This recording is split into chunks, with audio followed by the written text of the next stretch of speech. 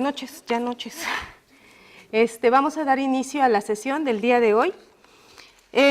Hoy, la sesión, si se han dado cuenta, anteriores, hemos tenido especialidades invitadas. Pero el día de hoy hacemos una sesión diferente, una sesión cultural, en la cual agradezco enormemente su presencia. Yo sé que muchas veces la academia puede tener cierto atractivo, pero también es bonito saber que tenemos grandes representantes del arte en México y que tenemos la facilidad y también tenemos el honor de tenerlos con nosotros. Entonces, vamos a dar inicio con la cuestión protocolaria de la sesión.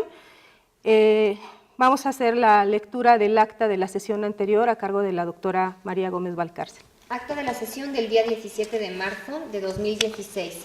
La sesión se llevó a cabo a las 20:30 horas del día 17 de marzo de 2016 en el auditorio de la Sociedad Mexicana de Oftalmología, en la calle de Boston 99, Colonia Nochebuena, Ciudad de México. Los puntos a tratar fueron los siguientes. Lectura y aprobación del acta de la sesión del 18 de febrero de 2016. El tema de la sesión fue córnea y oftalmopediatría, cirugía refractiva en niños. ¿Por qué operarlos? La doctora Diana Barón Munar presentó una revisión del tema desde el punto de vista de los especialistas en oftalmopediatría. Los factores que deben de considerarse antes de realizar una cirugía queratorrefractiva en niños incluyen edad del paciente, empleo de sedación o anestesia general, presencia de ambliopía y grado de la misma, aumento progresivo del eje axial del globo ocular, modificación de las queratometrías durante el crecimiento, menor rigidez de la córnea y esclera, poder del cristalino y velocidad de cicatrización, tipo de ametropía y porcentaje de corrección. La cirugía debe de ser individualizada, deberá realizarse exploración oftalmológica y sistémica completas, refracción bajo cicloplegia, medición de eje anteroposterior y topografía. La Academia Americana de Oftalmología y la Academia Americana de Pediatría consideran que la anisometropía y la miopía alta pueden operarse en niños siempre y cuando se hayan agotado todos los otros medios para su rehabilitación visual. Los pacientes con estrabismo acomodativo deben de ser valorados cuidadosamente antes de decidir la cirugía. En la literatura se encuentran reportes de LASIK, PRK, LASEK, crosslinking y termoqueratoplastia en niños. Las complicaciones reportadas son avance de la metropía en pacientes miopes y opacidad corneal. No se han establecido los parámetros de seguridad para la cirugía queratorrefractiva en niños. La mesa redonda fue coordinada por la doctora Diana Barón Munar y participaron los doctores Edna Ángel Muñoz, María Estela Arroyo Ilanes, Fernando Pérez Pérez, Matilde Rubio Lezama y Yolanda Vázquez Lara. El consenso de la mesa es que son pocos los casos donde la cirugía queratorrefractiva está indicada y debe ser individualizada. No hay reportes de pacientes operados con seguimiento a largo plazo. Pacientes con retraso psicomotor que no aceptan lentes aéreos o de contacto pueden ser tratados quirúrgicamente. Los padres deben de estar apegados al tratamiento del niño. Para hacer la refracción bajo cicloplegia, algunos doctores utilizan ciclopentolato y otros atropina. Después de la cirugía es difícil distinguir entre regresión y los cambios fisiológicos propios del crecimiento. El crosslinking produce aplanación transitoria de la córnea, por lo que no tiene aplicación refractiva. Se da por terminada la sesión y se invita a la siguiente el día 21 de abril de 2016. Hubo 70 asistentes. ¿Alguna modificación al acta? Se da por aprobada. Bien, como siguiente punto, les voy a informar los recordatorios de esta sesión. La venta del libro de córnea sigue en las oficinas del Centro Mexicano de Córnea. Tenemos libros para venta en la parte de afuera, donde se va a llevar a cabo el ambigú. La inscripción, recordarles que hasta el 30 de abril tenemos el descuento en las inscripciones, que están sumamente bajas para asistir al curso internacional de córnea y cirugía refractiva, que se va a llevar a cabo del 14 al 17 de septiembre. Cabe hacerles mención que va a haber un concurso de carteles. Las bases para el concurso de carteles científicos está ya en la página del Centro Mexicano de Córnea. La dirección de la página, que ya está hábil desde el día de ayer, es www.cornea.org.mx, y también se encuentran las bases para ingreso al Centro Mexicano de Córnea.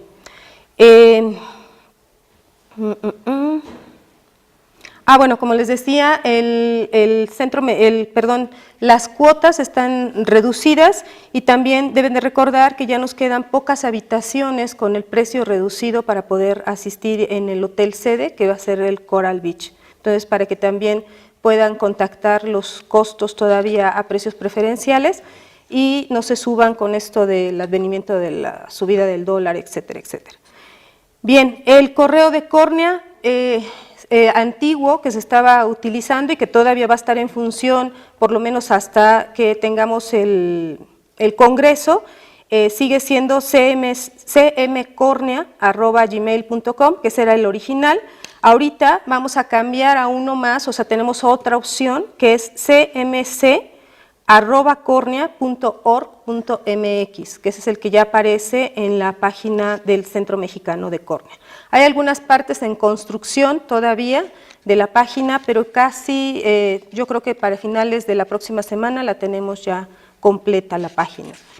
Bien, a continuación pues vamos a dar inicio a la sesión cultural del día de hoy. Está con nosotros el maestro Leonardo Nierman, quien es un reconocido pintor y escultor, además de músico. El maestro empezó su vida en el mundo del arte siendo violinista hasta los 22 años y después, bueno, por algunas razones de gustos y de preferencia también, cambió su vida hacia la pintura y bueno, tenemos ya la escultura y ahora tenemos obras maravillosas. Quisiera que la gente joven que nos acompaña sepa que estamos con un maestro en México, un reconocido pintor, y lo primero que vamos a hacer es presentarles una pequeña reseña de él para después dar cabida a una serie de preguntas con el maestro que tenemos preparadas para que nos pueda deleitar con sus anécdotas y sus conocimientos. Bien, pues vamos a dar inicio. Hijo de padre de origen lituano y madre ucraniana, Chanel Nierman y Clara Mendeleyis se conocieron y se casaron en la Ciudad de México. Aquí nació Leonardo, su único hijo, el 1 de noviembre de 1932. Leonardo, un niño de bellos ojos azules, sería con el tiempo un famoso artista de valor universal. El inicio de su trayectoria por el mundo de las expresiones plásticas se ubica en la década de los años 50. El discurso pictórico de su primera época da cuenta de influencias notables de Kandinsky, Klee, Miró y Chiricó. Le abre una ventana a la abstracción y a las corrientes en boga como el surrealismo y el cubismo. Sus obras deslumbran y sorprenden por ello al surgir en sus lienzos esa gran explosión de colores y formas que será el punto de partida y nota de constante evolución en su obra. Su trabajo artístico remite al macro y al microcosmos, el surgimiento del universo, la Tierra, los espacios interestelares, todo ello plasmado en un discurso personal y un estilo inconfundible. Aire, agua, tierra y fuego son sus motivaciones. Así, plasma remolinos, oleajes, vibraciones, rayos, relámpagos y tempestades. Produce emociones estéticas intensas, pero también capta atmósferas sutiles, plenas de virtuosismo. El artista recorre, como en la escala musical, diversas tonalidades que van desde las más graves hasta las más finas y con ellas logra ejecutar una sinfonía de colores. Ha participado en más de 100 exposiciones individuales, en galerías, museos y centros culturales en Norte y Sudamérica, Europa, Asia y Australia. Sus esculturas, pinturas, murales y tapices se pueden encontrar en las principales colecciones del mundo. Algunos galardones que ha recibido son: en 1960, la mención honorífica de la Universidad Nacional Autónoma de México en la Ciudad de México. En 1964, el premio del Museo de la Acuarela en la Ciudad de México. En el 65, se nombró miembro vitalicio de la Real Sociedad de Artes en Londres. En el 69, ganó la Palma de Oro de las Bellas Artes en Mónaco.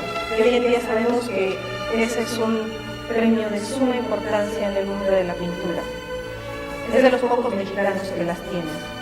En el 70, la medalla de plata Tommaso Capellán en Roma. También en el 70, la medalla Royce de Nueva York. En el 72, medalla de oro de Tommaso Capellán nuevamente en Roma. En el 80, la medalla de oro del Instituto de Arte de Chicago. En el 83, se nombró el Artista del Año en el Instituto de Arte de Chicago. En el 82, Centauro de Oro en la Academia de Italia en Roma. Tiene también en el 83 medalla al mérito en Roma, medalla de oro del Parlamento Internacional de Seguridad y Paz de los Estados Unidos de América. En el 84, Diploma Académico de Europa y Centro de Estudios de Investigación Académica de Europa en Roma. En el 85, Insignia Europea de Artes en Roma. En el 83, Patrono de la Academia de San Martín de los Campos en Londres. En el 95 se nombra Doctor Honoris Causa por la Universidad de Concordia en Irvine, California. En el 97, reconocimiento mediante la edición limitada de una estampilla postal con la reproducción de la obra Gaviota, del Servicio Postal Mexicano. En el 99, ganador del concurso organizado por Townsend Center para realizar la escultura Flama de la Sabiduría, en Dakota del Sur. En el 2002, decreto de la ciudad de Chicago a través de su alcaldía, que establece el Día de Leonardo Nierman el 19 de diciembre del 2002. La medalla Anáhuac de las Artes, su escuela, donde también cursó estudios en el 2015. Y así una serie de distinciones de suma importancia a lo largo del mundo. Obras en colecciones públicas. El maestro tiene varias obras en distintas universidades, en Harvard, en el Instituto de Arte de Detroit, en la Universidad de Concordia, en California, en la Universidad de Yale, en la Universidad y en el Instituto de Arte de Chicago, en el Museo del Vaticano, en Italia, Museo de Arte Moderno en Haifa, Israel, en el Museo Contemporáneo de Arte de Bogotá, en el Museo de la Universidad de Puerto Rico,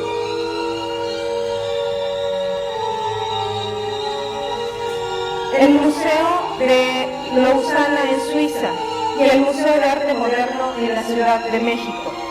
Galerías importantes han presentado sus obras como en Nueva York, Roma, París, Chicago, Toronto y por supuesto la Ciudad de México.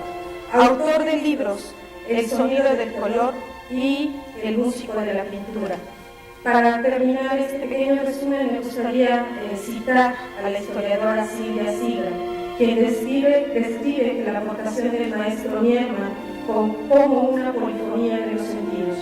Melodías entonadas por cuerpos celestiales, por insondables abismos, por el aleteo del vuelo, por la precisión del número, por la propia vida humana, que recuperando esplendores resuena en la conciencia de la creación plástica con sus imágenes colmadas de luz y color.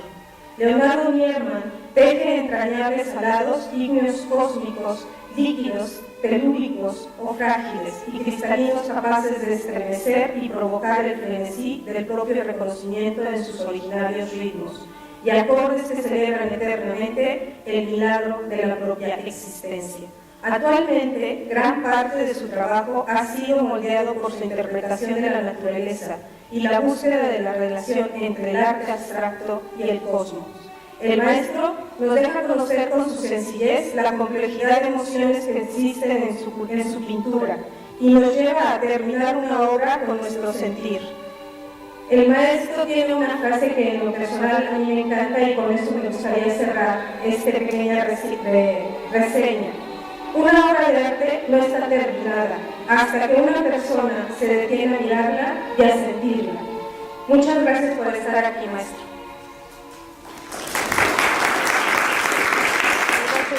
Al maestro si nos puede acompañar en el estrado, porque me gustaría que le hiciéramos algunas preguntas y aprovecháramos de su estadía con nosotros. Maestro, pues primero muchísimas gracias por habernos acompañado. La mayoría de los que estamos presentes aquí somos oftalmólogos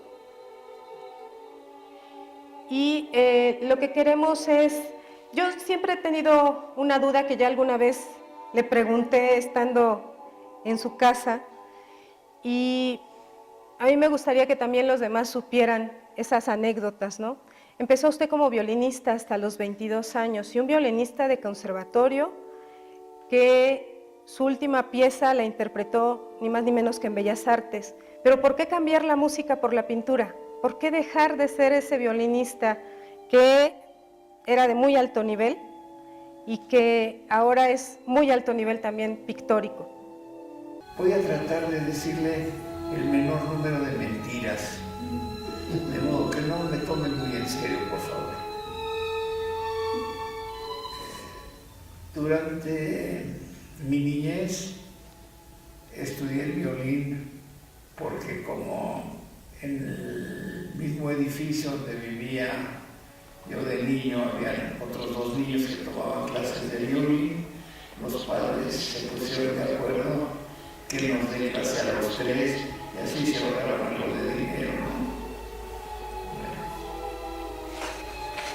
La música me gustó mucho,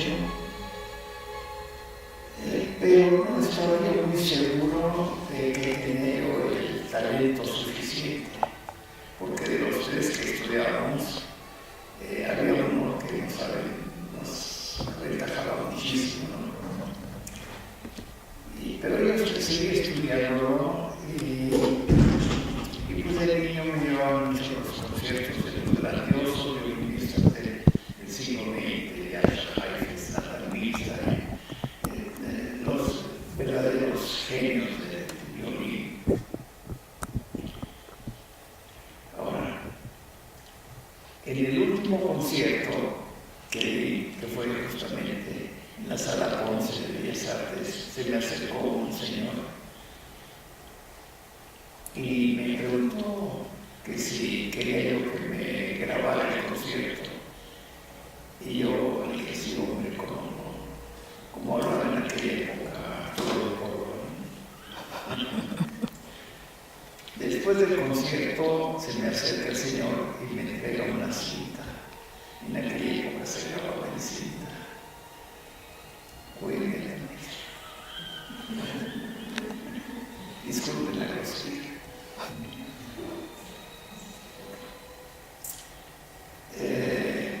Después del concierto me fui con mis amigos a celebrar mi deslumbrante triunfo y lo disfruté muchísimo. Fuimos a un restaurante que se llamaba Tampico, que estaba ahí cerca de Juárez.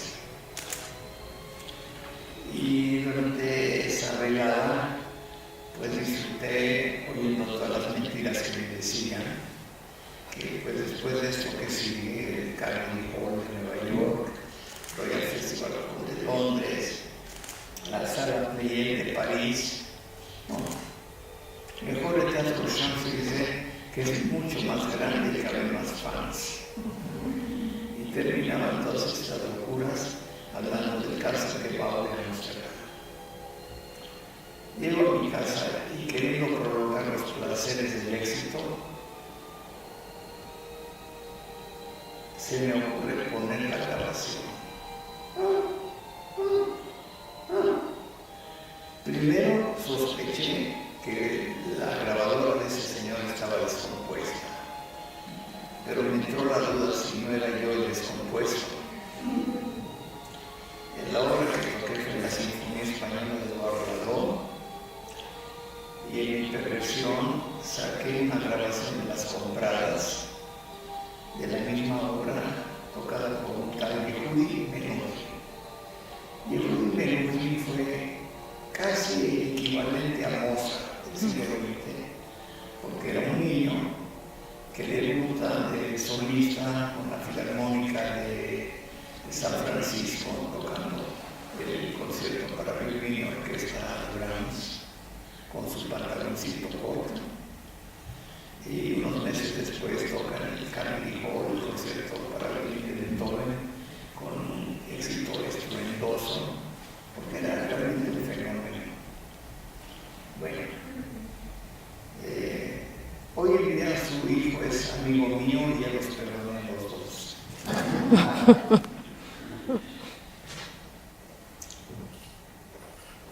Cuando pude escuchar la otra versión, la de Menuhin, descubrí lo que descubren a veces en los bancos insuficiente.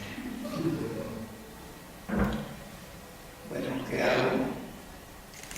Porque además estudié con muy buenos músicos, con el maestro Shandor Roth, papá de Marta Roth, que la deben de recordar, que eran miembros del Cuarteto Lehner, que eran de los mejores cuartetos en Europa, hasta que tornó la Segunda Guerra Mundial.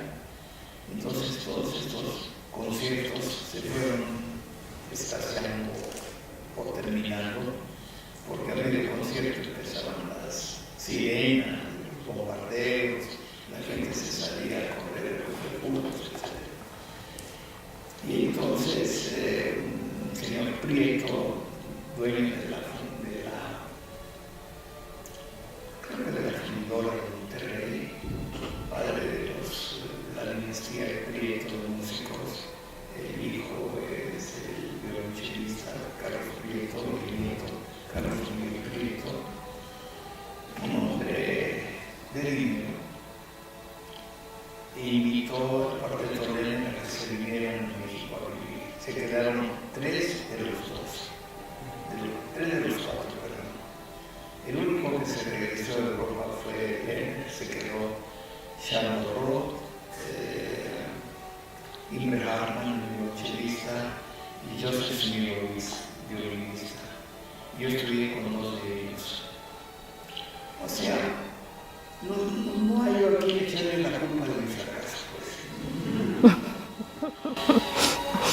Entonces, ese día que escuché mi siniestra grabación, tomé una decisión. Abrí el estuche del violín, lo saqué, le aflojé un poquito estas cositas para que mantengan las cuerdas estiradas, y le di un abrazo y le dije: amigo, tú y yo nos vamos a reencontrar en la eternidad, no antes, ni un minuto antes. Lo volví a guardar en su estuche y nunca más lo volví a tocar. Sí reconozco haber sufrido un poco de depresión. Es más, un día hasta se me ocurrió comprarme un sombrero de charro, ir a Garibaldi en una noche de lluvia como esta de hoy, a ver si pepenaba yo algún romántico que quisiera en el aguacero llevarle una serenata a la mujer amada. Pero no lo hice. Mi ángel guardián dijo: no seas tonto, pero con palabras más fuertes.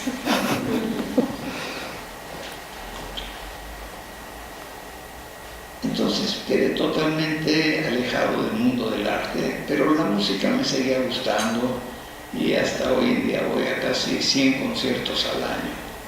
Un día, siempre un día, que caminando por la calle que desafortunadamente ya le cambiaron el nombre, antes me gustaba mucho, se llamaba San Juan de Letrán, que tenía por cierto los mejores churros y otros atractivos. Había enfrente de lo que hoy es la Torre Latinoamericana, antes estaba por ahí el cine Cinelandia, donde yo iba los viernes porque había películas de esas de episodios que me gustaban mucho. Y había un negocio que vendía materiales para artistas. Entonces me quedé mirando la vitrina y me gustó muchísimo una enorme caja de lápices de colores, pero acomodados como un arco iris. Lo hacen muy bien. Entonces entré y estuve conversando con el encargado, no sé si era el dueño, pero estuvimos platicando porque él tampoco no tenía nada que hacer. Y después de una hora de conversar, le dije que sí me puede vender algo de materiales para jugar. Y me dijo que sí, me dijo que óleos no, porque los óleos eran complicados y que había que usar solventes y que olían mal. Y me vendió unos colores que se disolvían en agua, que era más recomendable para alguien que nunca había pintado. Y me vendió unos pinceles y unas como cartones forrados de tela. Y empecé a jugar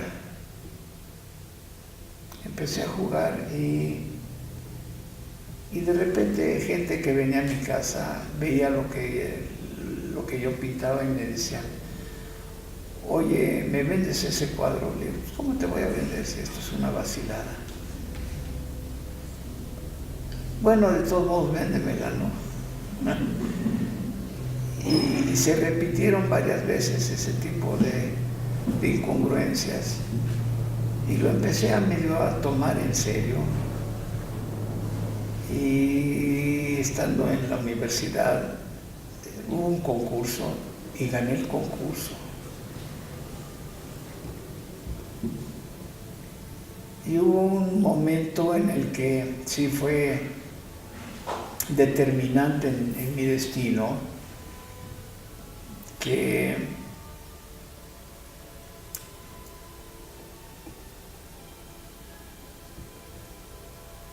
me enamoré de un muro que había en la Facultad de Comercio. Soy de la primera generación en Ciudad Universitaria. Pero había un muro que separaba un auditorio del gran hall de entrada. Y este era un muro que estaba prácticamente suspendido en el aire. No estaba anclado ni al piso, ni al techo, ni a los muros. Era un bastidor como de 3 por 12 metros, una cosa así. Y me encantaba ese muro. Digo, aquí estaría bien un mural o algo así.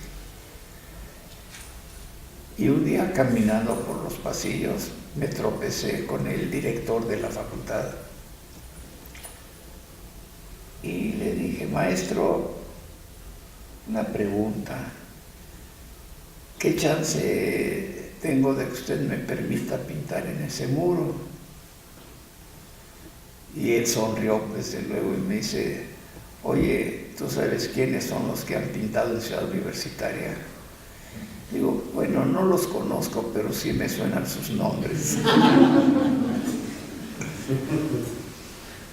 Entonces, ¿qué de plano usted piensa que no hay ninguna posibilidad? Dice: mira, tú tráeme mi proyecto y yo se lo mando a la gente que toma esas decisiones. Hombre, maestro. Pues sí, al otro día le escogí un cuadro que tenía yo y se lo llevé, se lo dejé ahí y me olvidé. Pasó 1 mes, 2 meses. Y como a los 2 meses y medio me lo vuelvo a encontrar. Y me dice: oye, ya te lo aceptaron, ¿cómo ves? Si quieres puedes empezar a pintar mañana. Digo: ¿de veras o me está usted vacilando, maestro? No, sí, de veras, de veras. Es más, hasta lo tengo en mi escritorio, por escrito.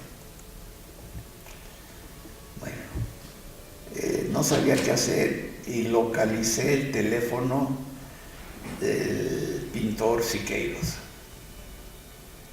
Le hablo por teléfono y le pido una cita, y sorpresivamente sí me la dio. Bueno, lo voy a ver, y muy amable me recibió y me dice: dime, muchacho, ¿qué puedo hacer por ti? Le digo: mire, maestro, quisiera que me diga cómo se pinta un mural. Y me dice: te voy a resolver tu problema.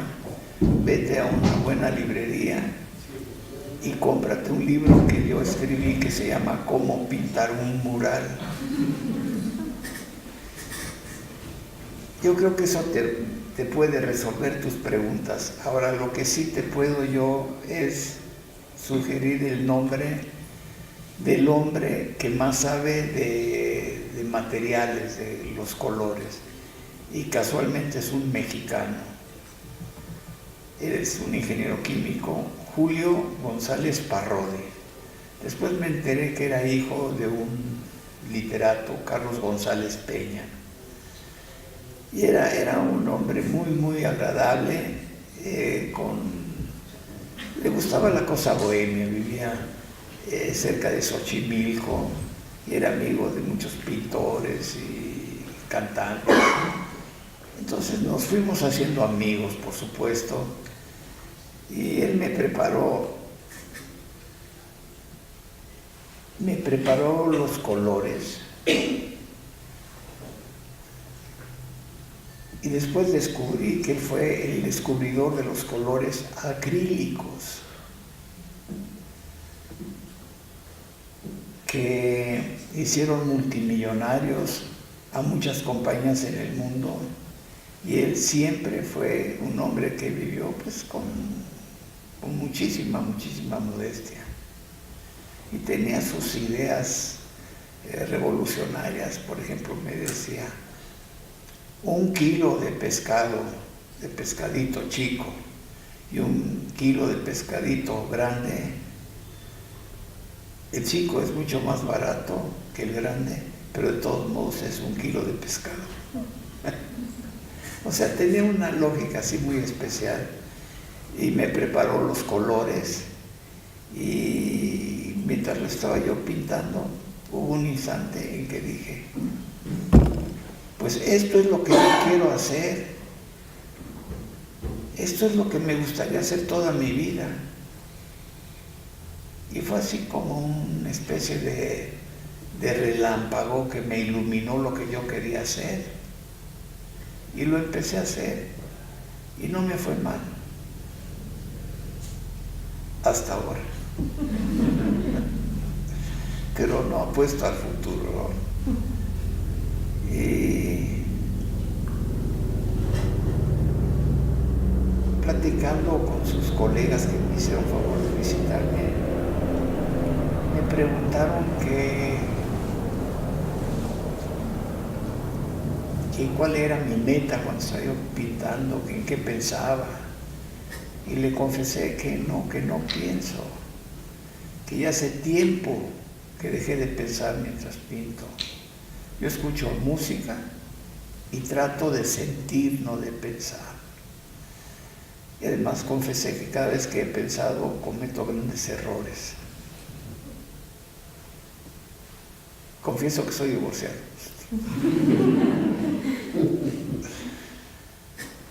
Bueno, les voy a hacer una pregunta a ustedes que son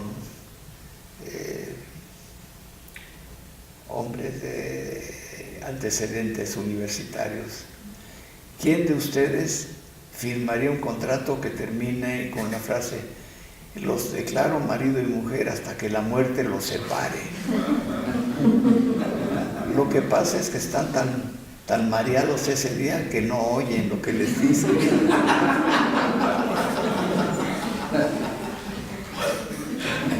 Es una forma de cadena perpetua, ¿no? Lo bueno es que en el derecho mexicano, eso también lo aprendí en la escuela, en la universidad, hay una frase que dice: la voluntad de las partes es la máxima ley en los contratos. Y hoy en día ya con uno de los dos cónyuges pueden ir a ese coso de los familiares y decir: ya no quiero vivir con este chango. Y es que en México se usaba mucho como un arma la frase: pues no te doy el divorcio y hazle como quieras, ¿no? ¿La han escuchado alguna vez? Espero que no. Pero ahora sí, ya con uno que diga que ya no juego, ya no juega. ¿Qué más les puedo decir?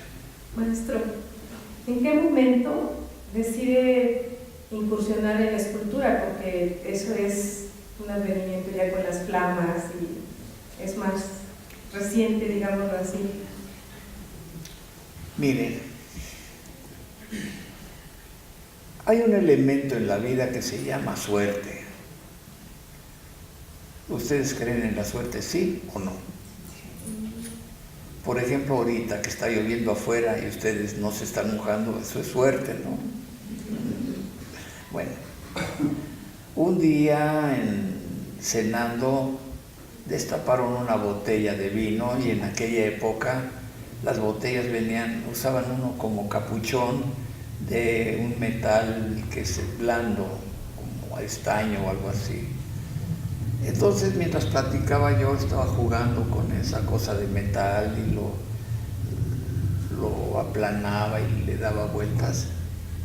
Y estaba junto a mí un amigo que ya falleció, dentista, el doctor Rafael López Chejín, que llegó a ser mi vecino, porque un día compramos en San Ángel una propiedad.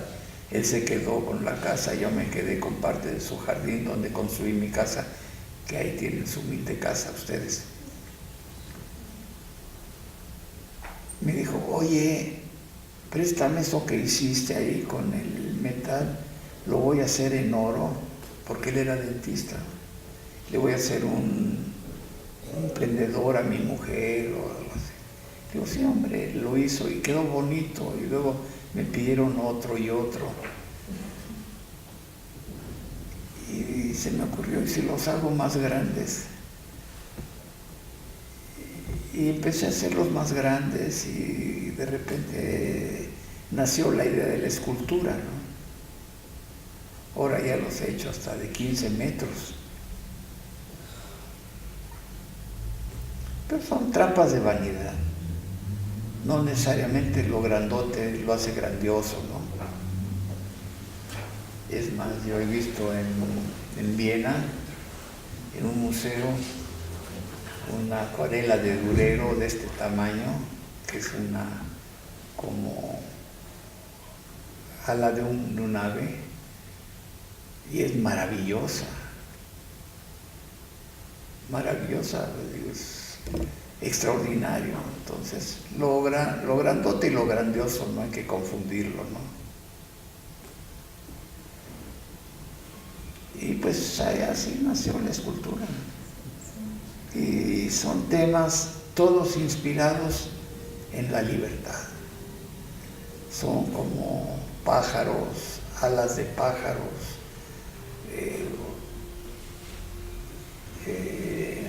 hojitas al viento, todo aquello que es libertad, que no necesita ni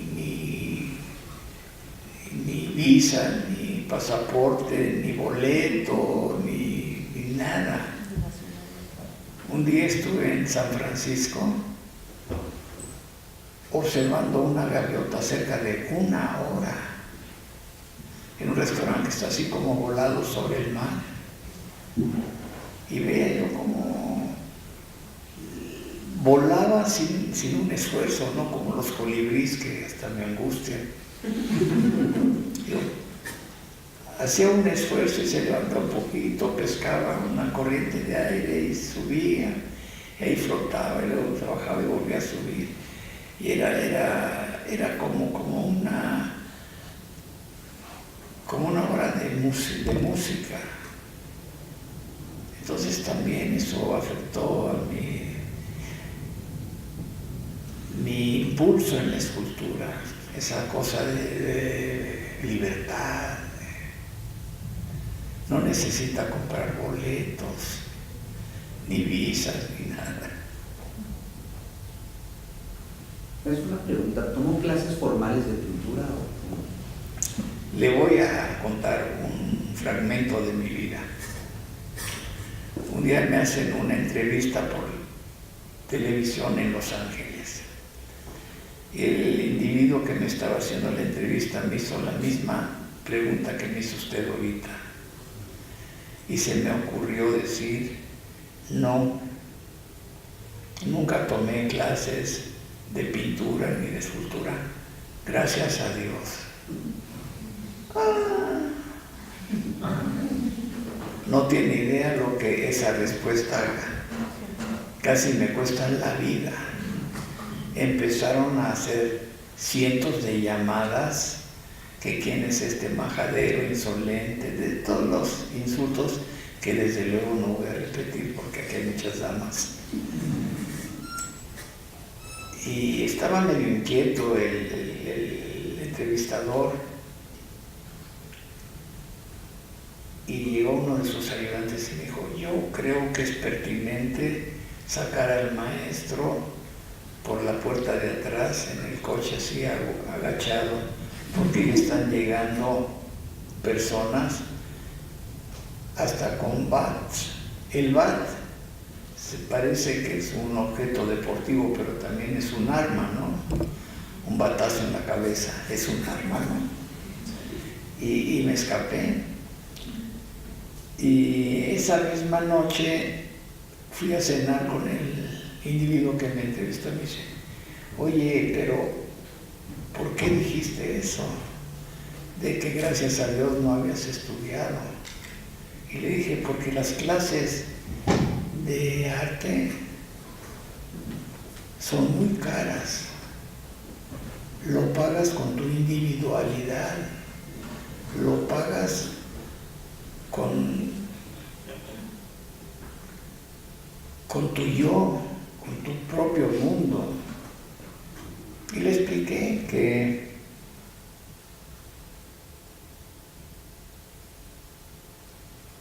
por ejemplo, volviendo a Siqueiros sí le gustaba dar clases y tenía un grupo de alumnos que disfrutaban, porque cuando imitaban al maestro, el maestro les hacía en el hombro: muy bien, muchacho, vas a todo dar. Resulta que esos alumnos son los que se convirtieron en sus ayudantes y posteriormente en sus falsificadores, como era de esperarse, ¿no?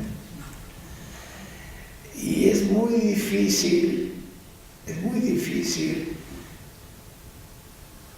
poder, escuchando opiniones de un instructor o de otro pintor, y lo que opinan los compañeritos de junto, y mantener su mundo limpio. Es muy difícil. Y les quería comentar esto, que para pintar hay que pintar bien, pero no es suficiente.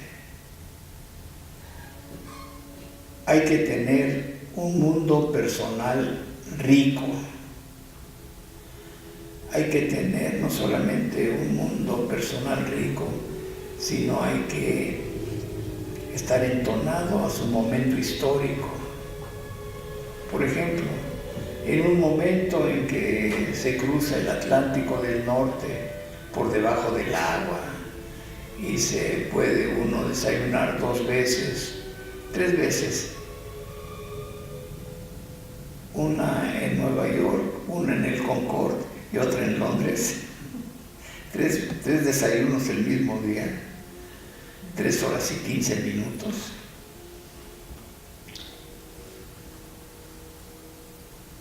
No hace sentido ponerme a pintar calles románticas de Coyoacán con un balconcito, con geranios.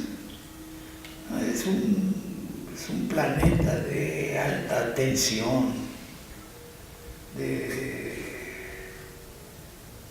que una guerra que empieza en el 38, 39 y termina en el 45 y es terminada en 7 segundos en Hiroshima. O sea, esa cosa de me gustan las callecitas empedradas, yo vivo en una, ¿no? Pero no me atrevería yo a pintar esos paisajes tan románticos y que sí se han sentido en el siglo XVIII, XVII. Entonces, el que estén opinando los otros alumnos y el maestro, me parece que es peligrosísimo. Además, tiene no solamente que tener su mundo rico, sino tiene que ser su mundo propio y su lenguaje propio. Se dice rápido, pero pero tiene que ser una cosa que no se haya hecho en el siglo XXI, XX, XIX, XVIII, XVII. Si un pintor pinta como Miró o como Chagall, ¿qué museo le puede interesar un cuadro que se parece a Miró? Si acaso un Miró y no todos. Entonces sí, esa pseudo virginidad hay que defenderla.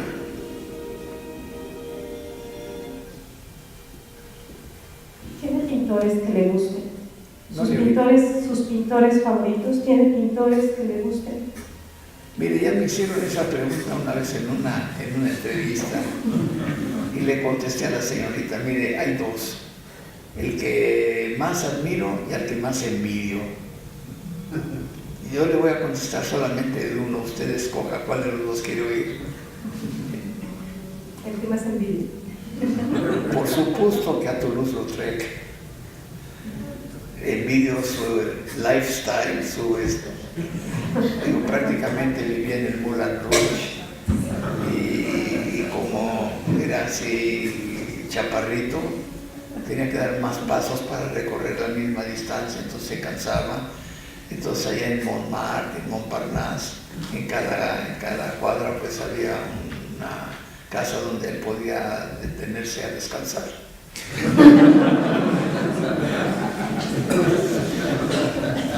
Discúlpenme, señoras y señoritas, por favor. No, el que más me gusta, así, de que sí, un día me enfermó, después me di cuenta que me enfermó de envidia, fue, se me olvidan ya los nombres de tanta envidia. Después le digo. El maestro. ¿Alguien más les gustaría preguntarle algo al maestro? Aprovechando que lo tenemos aquí. Usted es el menos tímido, caballero.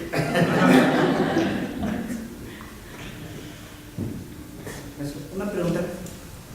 ¿Y cómo le hace para escoger sus colores? ¿Ya tiene una idea o simplemente va dejando que fluya? Hay una búsqueda emocional. Estoy convencido de algo. Para que un cuadro emocione a alguien más, primero me tiene que emocionar a mí. Yo no entiendo el individuo que piensa que está pintando para alguien más. Un día me habla por teléfono un pintor del Salón de la Plástica Mexicana, que no me sabía yo su nombre y sigo sin saberlo. Me dijo, oye, mi hermano, ¿me invitarías a un café? Le digo, hombre, ¿cómo no? Hasta 2. ¿Puedo ir a tu casa mañana? Acá te espero. Llegó, nos sentamos a tomar el famoso café. Me di cuenta que casi no tomó nada de café, unos cuantos traguitos. Y me dice, mire, mira, no me acuerdo si me hablaba de tú o de usted, dice, le quiero preguntar qué está pasando con mi pintura.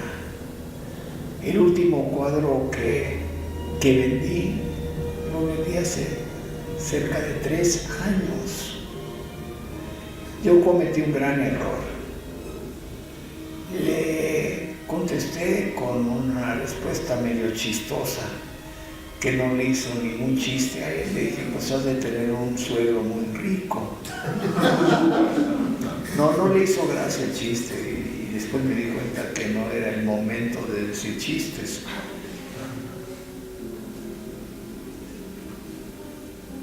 Y entonces le pregunté, le digo, dime, cuando estás pintando, ¿para quién pintas? ¿Para el dueño de la galería? ¿Para el crítico de arte? ¿Para el editor de libros de arte? ¿Para el director de bellas artes? ¿Para quién pintas? ¿Para los turistas? Se quedó pensando, digo, pues poco para todos ellos. Se te olvida el personaje. No pintas para ti. Le digo, ¿te gusta tu pintura? Dice, pues algunos cuadros más que otros, pero algunos no. Y los cuadros que no te gustan, ¿por qué no los destruyes? Se quedó callado.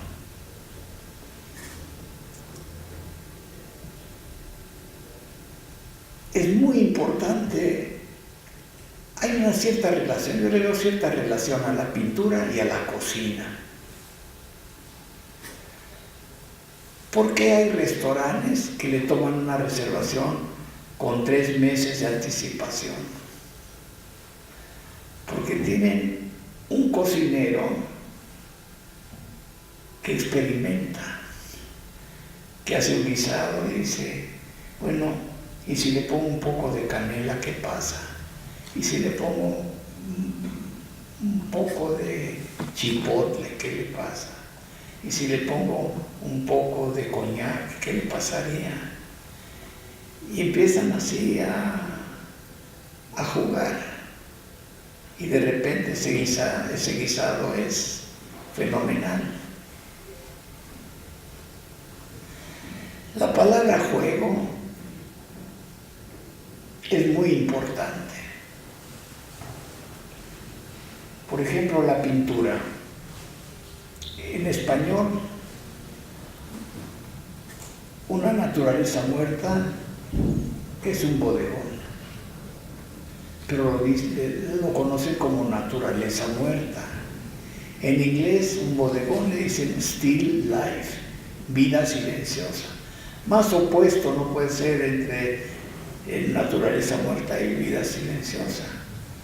En español se dice tocar el piano, tocar el violín.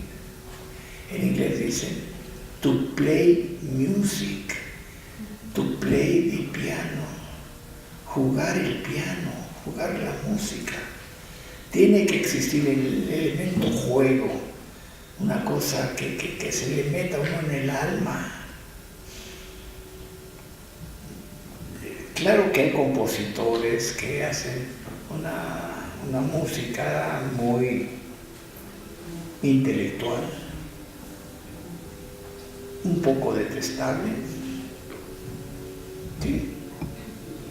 Yo me he levantado en concierto y me voy. Una vez justamente en Holanda, a medio concierto estaba yo con una hija y le dije, Claudia, let's go, vámonos. Son de esos compositores que yo los respeto porque tienen un gran prestigio, pero mi sensibilidad no entiende, lo siento como una especie de muestrario de ruiditos.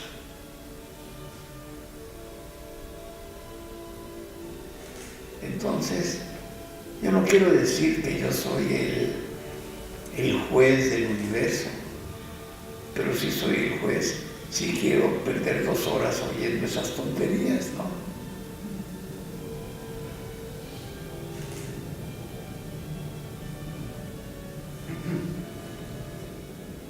Muy bien, maestro. Pues muchísimas gracias por haber estado con nosotros. Realmente ha sido un honor que nos haya aceptado la invitación para deleitarnos con sus anécdotas, para conocerlo, para que tuviéramos la oportunidad de convivir con usted.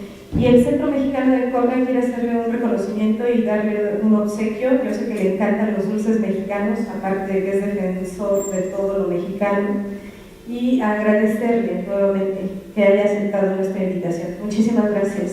Y gracias a ustedes por asistir también. ¿Puedo hacer una aclaración? Sí. ¿No es muy tarde? Yo le ruego de rodillas que no me dé las gracias. Esto ha sido una sesión de psicoanálisis que no pienso pagar.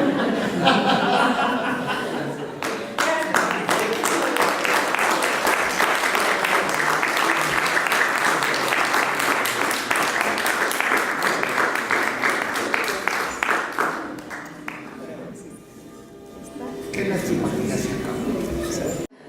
Entonces, cualquier rancherón que llegaba por ahí se me trataba así con las dos mujeres, así con plumas, escotadas y todo, y les vendía caras las fotos para que ellos llegaran a su ranchería y decían a los padres, mira, nomás llega un mexicano, esto nunca lo hago yo, dice, llegas a Madrid y se vuelven locas las mujeres. Sí, es una cosa que tiene el ranchero, es decir, que donde llegan, oye, que es uno mexicano, y luego inmediatamente les ofrecen matrimonio, con separación de bienes. Compañeros, les tomamos al amigo.